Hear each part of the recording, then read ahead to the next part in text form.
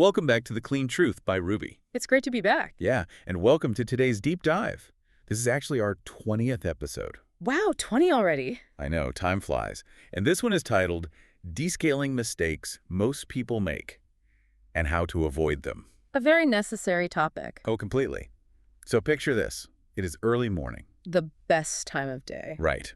You are stumbling into the kitchen, the sun hasn't quite come up yet, and you are craving that very first perfectly brewed cup of coffee. We have all been there. You rely on your coffee maker to execute its one job flawlessly, extracting the exact right notes from your favorite roast to really set the tone for your entire day. Because for those of us who care about our coffee, that machine isn't just an appliance. No, it is a serious investment in your daily routine. But what if the equipment you trust to deliver that perfect extraction is quietly harboring a rather unpleasant biological and geological secret? That's the unsettling part. It really is. So today we are looking at a comprehensive breakdown from the cleaning professionals at Molly Maid, alongside some pretty sobering data from NSF International to explore the hidden mechanics of coffee maker maintenance. Which is so crucial. Our mission here is to protect your investment, optimize your extraction, and frankly, rescue your morning cup from hidden contaminants. Okay, let's unpack this, because the reality of what is actually happening inside the internal plumbing of your coffee machine requires a massive shift in perspective. It really does require a shift. I mean, it is so tempting to view a coffee maker as a sterile, straightforward heating device, right? Yeah, water goes in, gets boiled, and filters through the grounds. Simple. Exactly.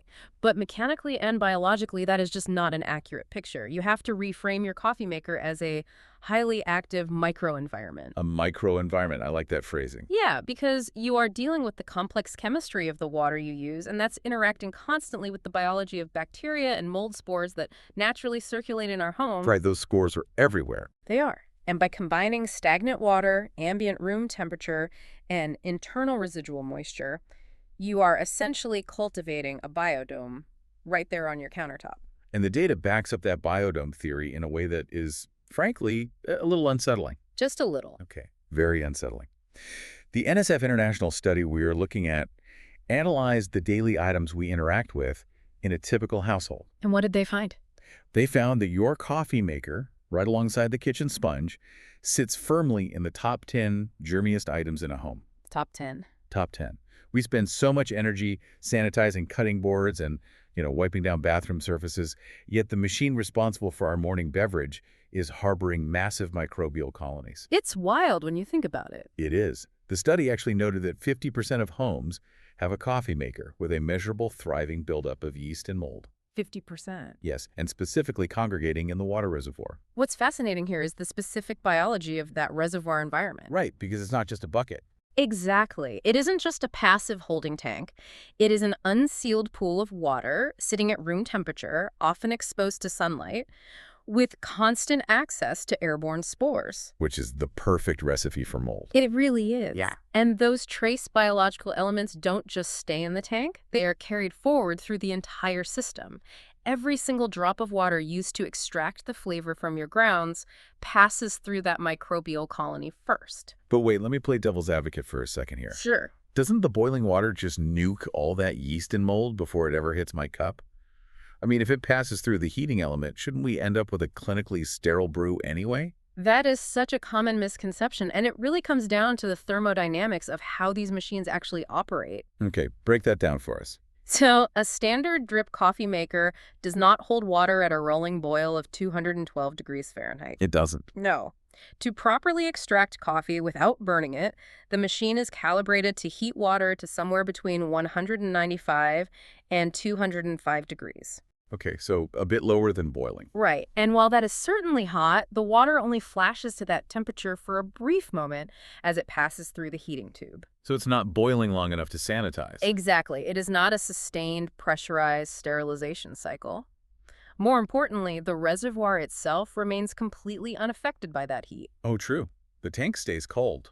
So the spores are thriving in the cold tank, and organic biofilms can coat the internal tubing before the water ever reaches the thermal block. Yuck.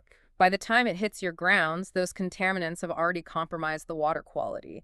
It imparts this musty, muddy flavor profile to your cup long before the roast itself has a chance to shine. Which perfectly explains why sometimes you switch to a premium bag of beans, but the coffee still tastes flat or just bitter. You assume it is the roast, but it's the machine. You assume it is the roast, but it is actually the biofilm in your machine. Yep. Yeah, but biology is really only half the battle here. That's right. The other major variable we need to analyze is geological. We have to talk about scale. Yes, limescale. The Molly Maid Guide emphasizes a distinct difference between really cleaning a coffee pot and actively descaling the internal components. There is a huge difference. Rinsing the carafe and wiping the hot plate addresses surface oils, but it does absolutely nothing to combat the thermodynamics of limescale. Precisely.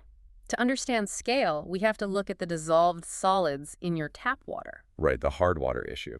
Hard water contains high concentrations of calcium and magnesium ions. When that water is drawn from the reservoir and flashes to steam inside the machine's internal aluminum or copper heating tube, a chemical precipitation occurs. Meaning the minerals separate from the water. Yes, the water moves forward, but calcium carbonate, which is essentially limestone, is left behind, crystallizing right on the walls of the tube. And that buildup fundamentally alters how the machine functions, right? Right. Because scale is an insulator. It is a phenomenal insulator. As those microscopic stalactites of calcium carbonate grow thicker inside the heating element, they form a barrier between the heat source and the water. So the machine has to work harder. Much harder.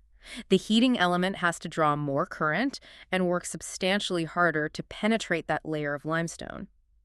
This puts immense stress on the internal thermal fuses, which can lead to premature failure of the machine. It literally burns itself out. Exactly. But from a culinary perspective, the immediate tragedy is that the water never reaches that optimal 195 degrees. Because the heat can't get through the limestone. Right. It might only hit 180 degrees, and when water that cold hits your coffee grounds, it fails to extract the rich, sweet compounds, Leaving you with what? leaving you with an under-extracted, sharply sour cup of coffee. I can actually speak to this from personal experience. I used to completely ignore the descaling indicator light on my old machine. A lot of people do. I assumed it was just on a timer to annoy me. Until one morning, the machine started loudly sputtering, spitting out half bursts of steam, and it took 20 minutes to brew a single pot. The classic death rattle. It was. And the guide explains exactly why that happens. The internal pressure physically changes because those calcium deposits have grown so thick they are choking the tiny water pathways. And for older machines, without a warning light. For those, you have to look for a chalky white crust around the water spout. That is literally the limestone migrating out of the internal plumbing. Yeah, and waiting for the machine to sputter or waiting to see a physical crust means the equipment is already suffocating. It's way too late at that point. It is. If you are brewing daily, the source material recommends a proactive descaling protocol at least once a month. Once a month. That frequently. Yes, this prevents the insulating layer from forming and simultaneously flushes out the biological biofilms we discussed earlier. Which brings us to a really important point.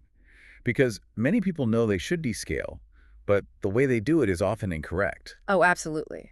The frequency of maintenance naturally leads to a debate about methodology. Right, the great debate. The use of common household acids versus engineered commercial descalers. And this is where we see those common descaling mistakes that most people make. Relying on household vinegar is definitely the big one. Yes, let's break down that classic DIY protocol using white vinegar, because it is by far the most common advice out there. But it's also where people run into so many issues. It is very common, but fraught with problems. So, the process is supposedly straightforward. First, you empty the system completely, disposing of old grounds in the compost, not the sink, to protect your plumbing. Good tip. Then, you create a 50-50 solution in the reservoir, half white vinegar, half water.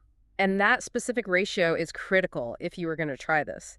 You need the concentration of acetic acid to be high enough to react with the alkaline calcium carbonate, breaking it down into a water-soluble compound called calcium acetate. Right. But you also need enough water volume to safely carry that solution through the pump without cavitation. Exactly. And here's the step most people skip with the vinegar method. You start the brew cycle, but you pause it exactly halfway through. You shut the machine off and let that hot acid solution sit inside the internal plumbing for a full hour. You have to give the chemical reaction time to actually dissolve the limestone. Right. After the hour, you finish the cycle, dump the carafe, and then flush the system with 3 consecutive cycles of fresh water. And that flushing is where another big mistake happens. Oh, I cannot stress the flushing enough. People fail to rinse the machine properly after cleaning. I once rushed the process, only ran 1 cycle of water, and my next batch of high-end Ethiopian beans tasted exactly like a hot vinaigrette. It was Oh. incredibly volatile, which brings us to why vinegar is often not ideal for coffee machines. Your experience perfectly highlights the primary drawback of using vinegar, its volatility. White vinegar relies on acetic acid. Okay. Acetic acid has a relatively high vapor pressure, meaning when it is subjected to the heat of the coffee maker, it easily vaporizes and aerosolizes. Which is why your kitchen smells terrible when you do it. Exactly. And it is why those vaporized particles stubbornly cling to the internal plastics and silicone tubing, requiring extensive flushing to eliminate the odor. It leaves strong odors and residue. And incomplete mineral removal too, right? Compared to purpose-built descalers. Yes, it's just not as efficient at breaking down the scale. But the lingering smell and the poor performance isn't even the biggest risk mentioned in the text. There is a serious caveat regarding your machine's warranty. This is a huge point. The guide points out that many high-end coffee maker manufacturers will actively refuse to honor a warranty claim if they determine you have been exclusively using vinegar to descale. Because of the damage it causes. Right. For anyone who has invested hundreds of dollars in a precision brewer, saving $2 on vinegar could be a catastrophic trade-off if the heating element fails. It is a vital engineering consideration. Manufacturers utilize specific elastomeric seals, rubber gaskets, and silicone tubing to route the water. And vinegar attacks those. Yes. Prolonged, repeated exposure to hot acetic acid can embrittle and degrade those specific polymers over time, leading to internal leaks. Wow. This is exactly why proper descaling solutions are formulated to break down limescale effectively while being easier to rinse and much safer for internal components. Which connects perfectly to what we do here with Roobi's coffee descaler. Absolutely. We emphasize the importance of using the right product. Roobi's coffee descaler is purpose-built for this exact microenvironment. Right.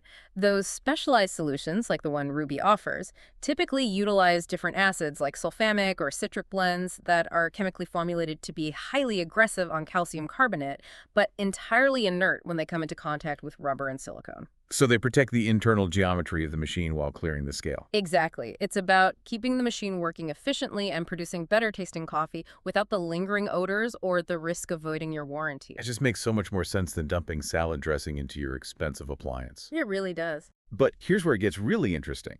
Because the Molly Maid source also provides some natural alternative household DIY methods if you're out of a proper descaler and need a quick fix for different issues. Right. There are other tools in the toolkit. Let's look at baking soda, or sodium bicarbonate. Baking soda is a great tool, but we need to clarify its specific utility. Because sodium bicarbonate is a base, not an acid, it will not effectively dissolve heavy limescale. Okay, so it's not a descaler. No. Yeah. However, it is exceptional at saponification, the process of breaking down fats and oils. And coffee beans are full of lipids. Exactly. Over time, those oils coat the inside of your carafe and brew basket, and they go rancid, imparting a bitter taste. So baking soda is your degreaser. Precisely. The protocol is simple. You pour warm water into the reservoir, dissolve exactly 1/4 cup of baking soda into it, and run a cycle. Discard the murky water, then flush with clean cycles. And because it isn't an acid, there is zero lingering aftertaste. That's a nice bonus. You can also make a thick paste with baking soda and water to physically buff the glass carafe, lifting those stubborn, baked-on coffee stains. It restores the glass to a perfect shine. It works wonders on glass. But if baking soda handles the oils, what is the DIY alternative for the actual mineral scale if you don't have a commercial descaler on hand? Yeah. That brings us to citric acid. Yes. The guide recommends mixing 2 quarts of water with 1 teaspoon of citric acid powder, running it through the system, and flushing. From a chemical standpoint, citric acid is arguably the superior DIY descaler compared to vinegar. Why is that? It provides the necessary hydrogen ions to break down the calcium carbonate just as effectively. But the crucial distinction lies in its physical properties. Citric acid is non-volatile. Non-volatile, boony. Unlike vinegar, it does not evaporate or aerosolize when subjected to high temperatures. Meaning you don't end up inhaling hot acid vapor in your kitchen. Exactly. It stays in the aqueous solution as it moves through the machine.